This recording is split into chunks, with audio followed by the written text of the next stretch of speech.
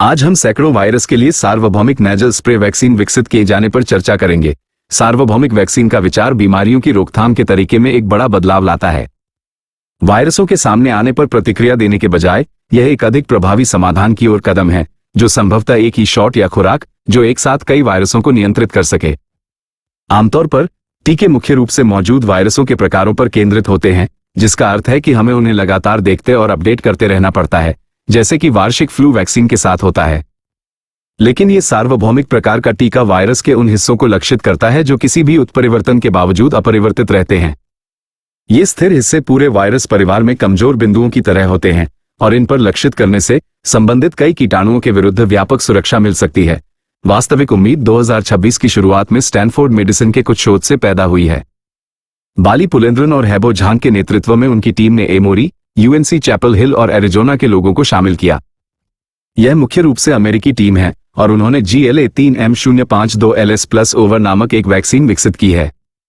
इसकी सबसे खास बात यह है कि इसे नाक में स्प्रे के रूप में दिया जाता है, न कि बांह में लगने वाले सामान्य इंजेक्शन के रूप में। फेफड़ों या सांस की नली को प्रभावित करने वाले संक्रमणों के लिए यह स्प्रे उपयुक्त है, क्योंकि यह प्रतिरक्षा प्रणाली को वहीं तैयार करता है जहां से रोगाणु प्रवेश करते हैं, यानी नाक और गले की भीतरी परत में।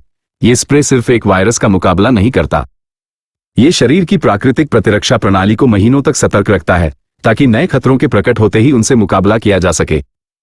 जानवरों पर किए गए प्रयोगशाला परीक्षणों में इसने कोविड और उसके विभिन्न रूपों, विभिन्न फ्लू, यहां तक कि स्टैफ जैसे बैक्टीरिया के विरुद्ध भी यह कारगर साबित हुआ है।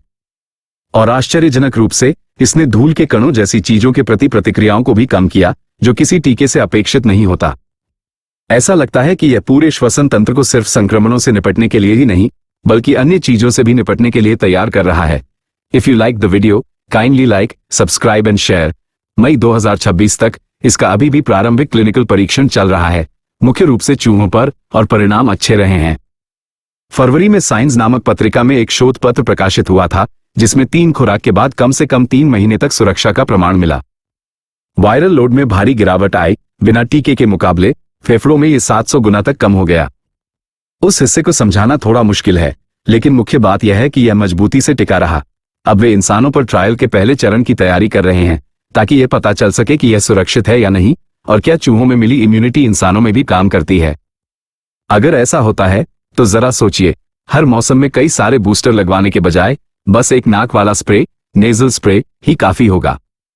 ये सांस से जुड़ी उन सभी मुख्य बीमारियों से बचाव कर सकता है जो लगातार अपना रूप बदलती रहती हैं। ये देखकर मन में ये सवाल उठता है कि यह टीका कितनी तेजी से लोगों तक पहुंच पाएगा, या फिर क्या इसमें कोई ऐसी रुकावटें भी हैं जिन्हें अभी हम देख नहीं पा रहे हैं। Thank you for reaching up to this point. Keep visiting this channel. We try to cover lesser covered subjects but which are important for exams and knowledge.